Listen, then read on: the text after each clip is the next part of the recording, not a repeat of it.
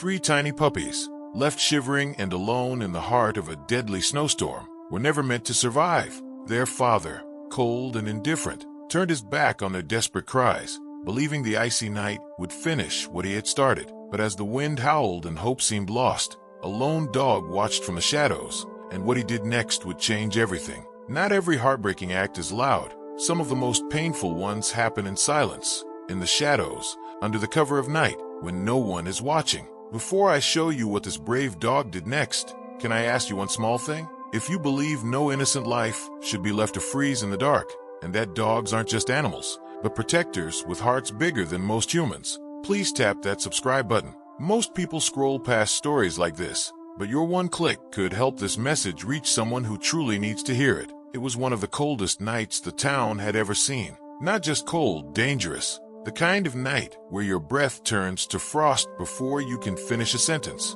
The kind where stepping outside without gloves for even a few minutes can turn your fingers blue. In this corner of Montana, winters didn't knock. They barged in with fury, and this storm was no exception. Wind gusts over 50 miles an hour tore through the valley. Trees groaned under the weight of the heavy snow. Power lines snapped. The sky, a dull sheet of gray, seemed to drop more snow every second. Visibility was almost zero. Not a single soul was on the road. Not a single animal dared to wander out. Everything living, everything smart, was hiding. But through that storm, through the whiteout, one lone pickup truck crept along the side road. Its tires struggled to grip the icy pavement, slipping every now and then. One headlight was out. The body was rusted. The back bumper dragged slightly against the ground, sparking when it hit ice patches. Inside the truck, the heater was off. The man behind the wheel didn't care about the cold. He wasn't wearing a hat or gloves, just a frayed flannel jacket and a cigarette hanging from his mouth,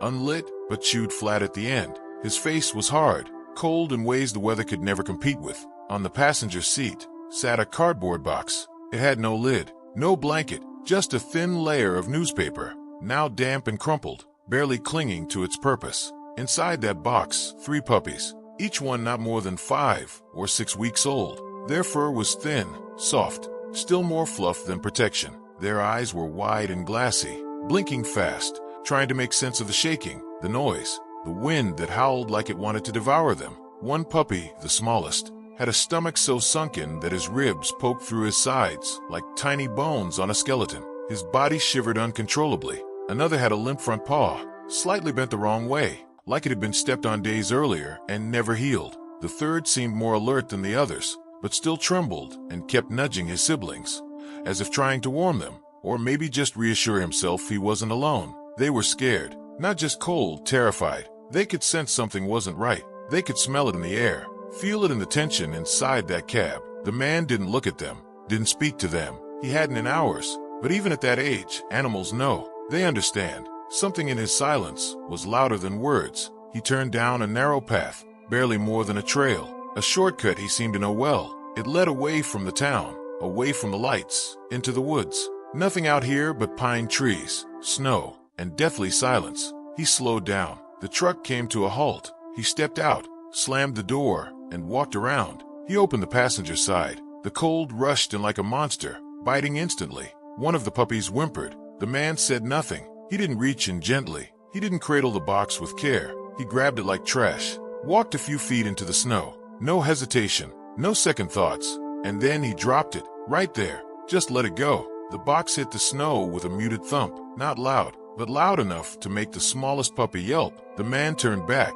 lit his cigarette this time, got in the truck, and drove away. Didn't even glance in the rearview mirror. His tires spun for a moment before catching. Then they were gone. The sound faded fast, swallowed by the storm. Silence, just the wind, and the soft cries of three puppies, who didn't understand what had just happened. They were alone. No trees nearby to block the wind. No cave or bush to shield them. Just that box. A thin cardboard box, already soggy, collapsing slowly at the corners. The snow started piling on top. First a thin layer, then more. It crept in around the edges. The puppies whimpered louder. One of them barked weakly, a tiny sound, like a squeaky toy, but it was drowned immediately. Their bodies pressed closer together. They didn't know where they were. They didn't know why it was so cold. But more than anything, they didn't know why he had left. Why the one they trusted, the one who had fed them just days earlier, the one who meant safety, was suddenly gone. You see, animals don't understand abandonment the way we do. They don't rationalize it. They don't try to explain it. They just feel the loss, the confusion, the panic. And panic was starting to set in. The smallest one could barely lift his head. His nose was crusted with frozen mucus. The one with the crooked paw was already starting to shiver uncontrollably. The third kept licking his siblings, his tiny tongue trying to warm them, not knowing it wouldn't be enough. The box began to tilt to one side. Snow weighted down, and slowly it began to collapse. Bit by bit, the walls caved inward. The puppies had no idea how to stop it. The storm didn't care. It kept raging. And in this part of Montana, where temperatures easily drop below -15 at night, those puppies had hours, at best, to live. Back in town, people were safe in their homes. Fires burned in fireplaces. Heaters hummed. Blankets were wrapped around shoulders. Hot chocolate was passed around between family members. No one suspected that just a few miles away, 3 innocent lives were at risk. Lives that didn't deserve any of it. They didn't choose to be born. They didn't ask to be discarded like waste. They didn't know the world was this cruel. The snow kept falling.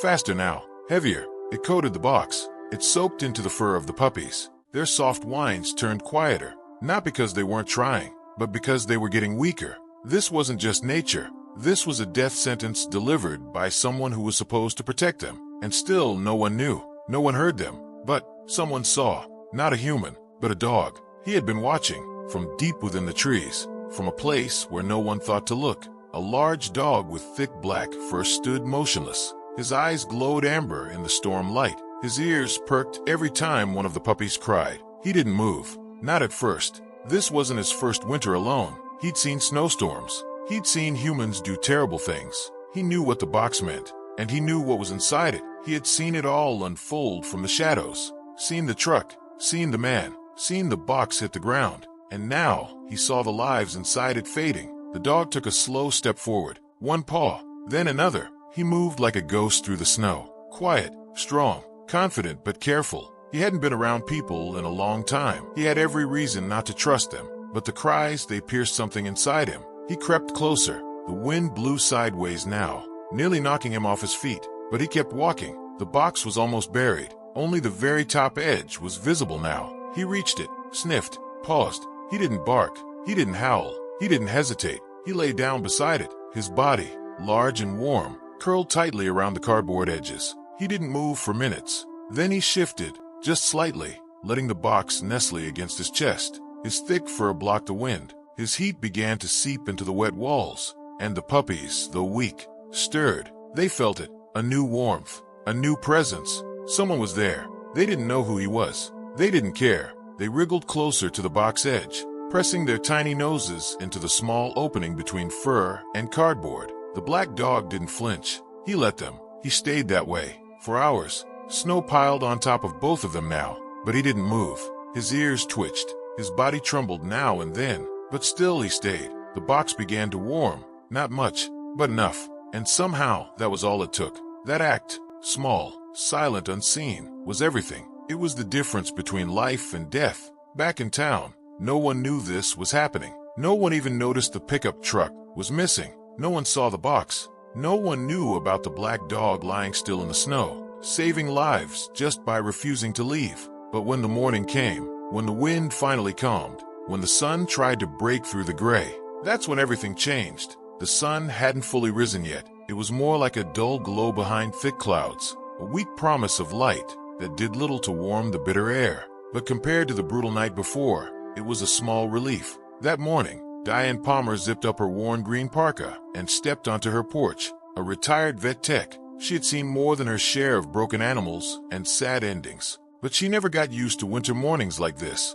when everything was silent, still, and covered in a white so deep it made the world feel empty. She looked across her property, about a mile outside of town. The snowdrifts were higher than her knees. In some places, her breath clouded instantly. She sipped from a thermos and sighed. A few months back, someone had tipped her off about stray dogs wandering near the old ranger trail in the woods behind her land. She hadn't seen any herself, but she'd set up a couple of insulated crates, left out food, and placed a motion-triggered camera nearby. She bundled up that morning thinking she'd just go check her cameras. She didn't know she was walking straight into the second half of a miracle. It took her about 30 minutes to make it down the icy trail, her boots crunching the surface with every step. Most animals, she assumed, had burrowed deep for warmth. The forest felt lifeless, but halfway down the path, she noticed something odd. Paw prints. Fresh ones. Not just one set either, multiple small ones. And something bigger too. She paused, bent down, and brushed the top layer of snow away. It was clear. One large set of canine prints, and a few tiny ones. Barely even that. Puppies? Her heart skipped. She didn't wait. Diane followed the tracks through the trees, heart pounding harder with every step. She moved faster now, her breath becoming heavier, fogging her glasses. As she came around a bend near a thicket of trees, she froze. There it was, a half-buried cardboard box, slumped sideways like it had been there forever. But beside it lay a large black dog, still as stone. Her throat tightened. "Hey there," she whispered. The dog didn't move. She crept forward, carefully, not wanting to startle him. Up close, she could see his fur was covered in frost. His side was rising and falling, but barely. His breathing was slow, shallow. Then she heard it, a faint yelp, then another. Her eyes snapped to the box. Something inside moved. She lunged, pulling her gloves off with her teeth. She reached into the box, brushing away snow, and gasped. 3 tiny puppies. Alive. Barely, but alive. She couldn't believe it. Her training kicked in. She pulled out her phone, hands shaking, and called the only place she knew would be open this early, the emergency vet clinic across town. "This is Diane Palmer. I've got 3 hypothermic puppies and a barely conscious adult dog, possibly feral. I need help, now." The woman on the other end knew Diane and didn't ask questions. "We're sending someone." Diane took off her coat and wrapped it around the puppies. She didn't care about the cold anymore. She looked at the big dog again. His eyes fluttered, opened slightly, then closed again. She whispered, "You did good, big guy. Just hang on." Help arrived 15 minutes later. A truck with chains on its tires and 2 vet techs inside. They loaded the animals quickly. The puppies were tucked into warming blankets and placed under portable heating pads in the back. The black dog, barely responsive, was lifted onto a stretcher and laid carefully in the rear cabin. Diane rode with them. She didn't say much on the way to the clinic, but she held on to one thought. That dog saved them, and he might die because of it. At the clinic, things moved fast. The puppies were immediately placed in incubators. Their temperatures were dangerously low, but steady. They were fed warmed formula through tiny syringes, rubbed gently to keep their blood flowing. Their ears were slightly frostbitten, but their vitals were holding. But the black dog, he was another story. He was hypothermic to the point of collapse. His body temp hovered just above the red zone. His paws were cracked and bleeding. His heartbeat was weak, his breathing shallow. They ran fluids. They applied warming blankets, but the damage was clear. He had laid there for hours, unmoving, giving every ounce of warmth he had left. A vet tech looked at Diane and shook his head. "He gave it all to them," he said quietly.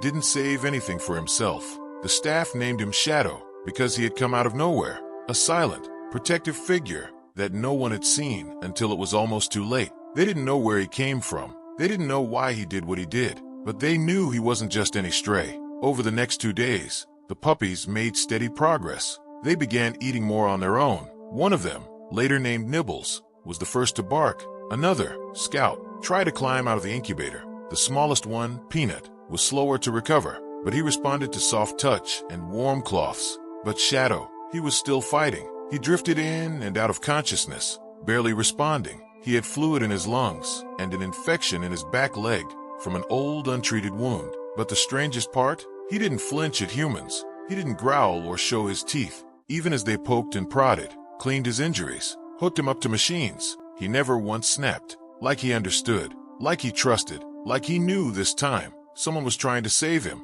On the 3rd day, something incredible happened. One of the puppies, Scout, escaped from his heating nest and waddled across the clinic floor, crying loudly. He didn't stop until he found the corner where Shadow's recovery bed was. Then he did something none of the staff expected. He curled up right beside Shadow's tail. Just like in the snow, Shadow stirred. Slowly, he opened one eye, then the other, and for the first time, he lifted his head. The entire clinic froze. Shadow didn't try to get up, didn't bark. He just nudged Scout gently with his nose. After that moment, things started to change. Shadow began eating again, small bits of boiled chicken at first. His fever broke. He stood up shaky, but on his feet by the 5th day. And when the puppies were finally moved to a larger pen, Shadow insisted on being right there beside them. He wasn't just their rescuer, he was their dad now. The story spread quickly. Diane posted a photo of Shadow curled around the puppies in their new enclosure. Within a day, it had over 30,000 shares on Facebook.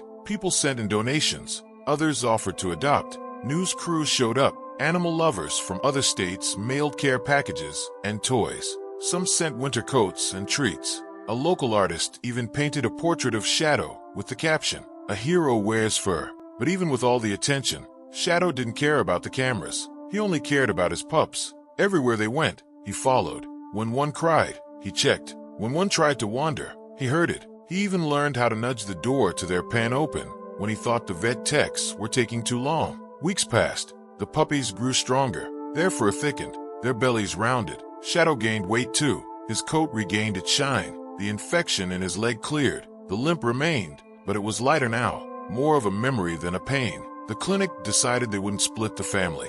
And then, something unexpected. A woman came forward claiming to know where Shadow came from. She had seen his photo on the news. She called Diane directly. Turns out, Shadow's name used to be Max. He belonged to an older man named Bill, her brother, who lived alone near the edge of town.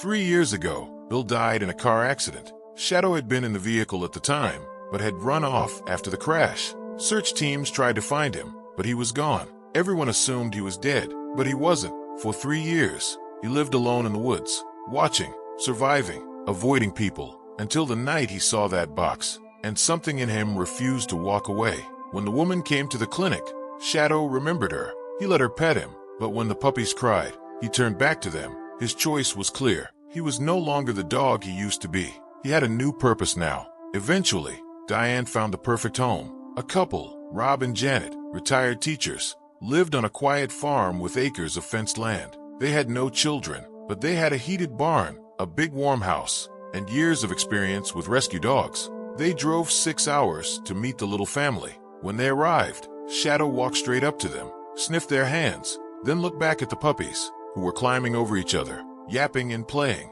Rob kneeled down and said softly, "We'd be honored to give you all a forever home." Shadow didn't respond, but he sat down beside them, calm, peaceful, like he knew they were finally safe. And that's how it ended. Not with a tragedy, not with frostbite and sadness, but with a miracle, the kind that only happens when someone, even if it's not a someone, but a something, decides to step in when others walk away. Because that night, a man abandoned 3 innocent lives to freeze in the snow, but a dog, broken and forgotten by the world, chose to save them, and in doing so, he saved himself. The sun filtered in through the trees like melted gold, casting long shadows across the frosted grass. It had been over a month since that brutal snowstorm, the one that nearly took 3 tiny lives, the one that introduced the world to a black dog named Shadow. The puppies were thriving now. Nibbles, Scout, and Peanut had grown round bellies and boundless energy. They spent most of their days tumbling across blankets,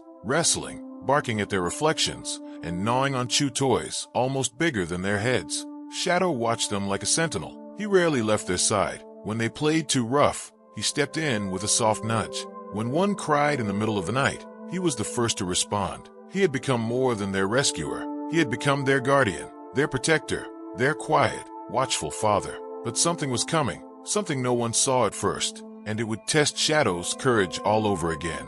Diane Palmer had grown used to visitors stopping by the clinic. After all, once the story went viral, people came from nearby counties just to get a glimpse of the dog who had braved a snowstorm to save abandoned puppies. Some brought donations, others just wanted to see the miracle family. But one visitor was different. He didn't bring flowers, or toys, or a smile. He wore a denim jacket, dirt-stained jeans, and had a scar under his left eye that looked like it had been there for years. His truck, parked awkwardly at the edge of the lot, was rusted, with a broken tailgate and only one working headlight. Diane didn't recognize him, but Shadow did, and that changed everything. It started the moment the man walked through the door. The lobby was quiet. Scout and Nibbles were asleep in their playpen, and Peanut was cuddled against Shadow's side. The bell above the door jingled softly, and Diane looked up from the front desk. "Can I help you?" she asked politely. The man didn't answer right away. He just looked past her, to the corner of the room, to the puppies,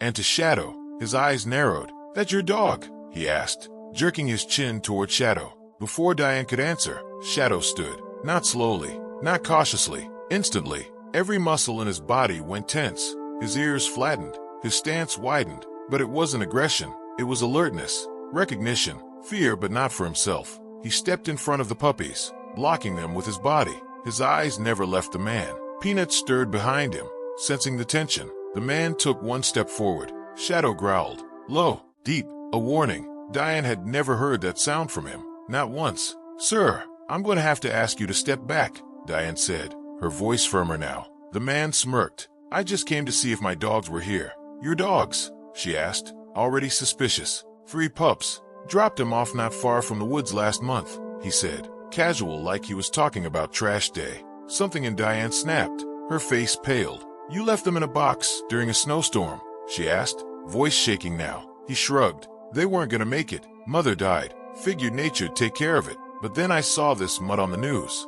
Figured maybe he took him in. Thought I'd come get what's mine. Shadow didn't growl this time. He barked. Loud, sharp. It made Scout wake up and whimper. The man flinched, and for a brief second, there was fear in his eyes. Diane stepped in front of him. You need to leave, she said. They're my dogs, he insisted. No, she replied. You abandoned them. You don't get to come back and claim anything. The man looked past her again, his eyes narrowing. They're worth something now, ain't they? All over the news. People donate for stuff like that. So that was it. He wasn't here because he cared. He was here for the money. But before Diane could answer, Shadow did something no one expected. He lunged, not to bite, not to attack, but to stand, nose to nose with the man. His body quivered, not with fear, but fury, and in his eyes was a warning. You will not hurt them again. The man stepped back.